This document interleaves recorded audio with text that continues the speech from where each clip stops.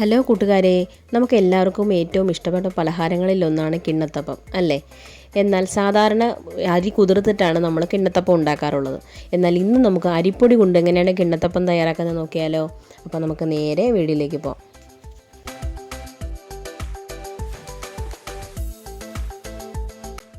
അപ്പോൾ നമുക്ക് തയ്യാറാക്കാൻ തുടങ്ങാം. ആദ്യമേ തന്നെ ഒരു മിക്സി ജാർ എടുക്കുവാണ്. ജാറിലേക്ക് ആദ്യമേ തന്നെ ഏലക്കയാണ് ഇട്ട് കൊടുക്കുന്നത്. നിങ്ങൾക്ക് വേണമെങ്കിൽ ഏലക്കാപ്പൊടി ചേർത്ത് കൊടുക്കാം. ഞാനിവിടെ മുഴുവനായിട്ട് ഏലക്ക എടുക്കുവാണ്. ഒരു 5 ഏലക്ക എടുത്തിട്ടുണ്ട്. അതിലേക്ക് ചേർത്ത് കൊടുക്കുന്നത് അരിപ്പൊടിയാണ്. നമുക്ക് ഇടിയപ്പത്തിൻ്റെതോ നമ്മൾ അപ്പം ഉണ്ടാക്കുന്ന അരിപ്പൊടിയോ എടുത്താൽ മതിയാകും. പിന്നെ ഇതിലേക്ക് പഞ്ചസാര ചേർത്ത് കൊടുക്കുന്നുണ്ട്. ഇതിൻ്റെ അളവൊക്കെ ഞാൻ കറക്റ്റായിട്ട് ഡിസ്ക്രിപ്ഷൻ ബോക്സിൽ ഇട്ടിട്ടുണ്ട്, നിങ്ങളൊന്ന് ചെക്ക് ചെയ്താൽ മതി. പിന്നെ ഇതിലേക്ക് വേണ്ടത് തേങ്ങാപ്പാലാണ്. ഞാനിവിടെ 3 കപ്പ് തേങ്ങാപ്പാൽ എടുത്തിട്ടുണ്ട്. അത് കുറച്ച് കട്ടിയുള്ള തേങ്ങാപ്പാലാണ് കേട്ടോ. നിങ്ങൾക്ക് വേണമെങ്കിൽ ഒരു കപ്പ് നല്ല കട്ടിയുള്ള തേങ്ങാപ്പാലും 2 കപ്പ് രണ്ടാം പാലും എടുക്കാം. പിന്നെ ഇതിലേക്ക് നമ്മുടെ മധുരം ബാലൻസ് ചെയ്യാൻ വേണ്ടി കുറച്ച് ഉപ്പ് ചേർത്ത് കൊടുക്കുന്നുണ്ട്. പിന്നെ ഒരു മുട്ടയും കൂടി ചേർത്ത് കൊടുക്കുന്നുണ്ട്. അത് ഞാൻ വീഡിയോ ഇട്ടിട്ടില്ല, വീഡിയോയിൽ എടുക്കാൻ വിട്ടുപോയതാണ്. ഒരു മുട്ടയും കൂടി ചേർത്ത് കൊടുക്കുന്നുണ്ട്. മുട്ട ചേർത്ത് കൊടുക്കുന്നത് നമ്മുടെ കിണ്ണത്തപ്പം നല്ല സോഫ്റ്റ് കിട്ടാൻ വേണ്ടിയാണ് കേട്ടോ. അതിനുശേഷം അത് നല്ലതുപോലെ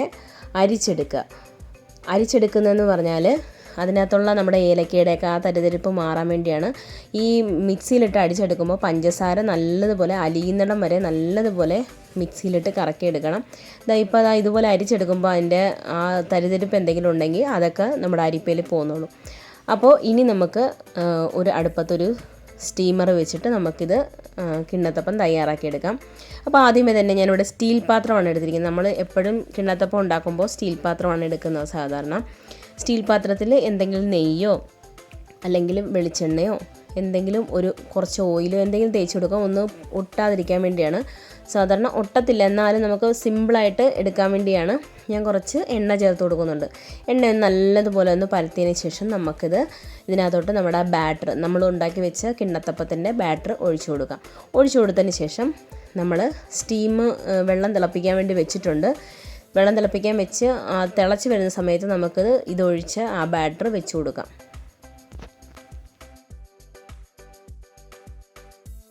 അപ്പോൾ നമ്മൾ വെക്കുന്നതിന് മുന്നേ ഒരു ഗാർണിഷിന് വേണ്ടി മാത്രമാണ് ഞാൻ കുറച്ച് ജീരകം ചേർത്ത് കൊടുക്കുന്നുണ്ട്. ഈ ജീരകം കടിക്കുമ്പോൾ നല്ലൊരു ടേസ്റ്റാണ് കേട്ടോ. നിങ്ങൾക്ക് ഇതിനകത്ത് കാഷ്യൂനട്ടും ഒക്കെ ചേർത്ത് കൊടുക്കാം.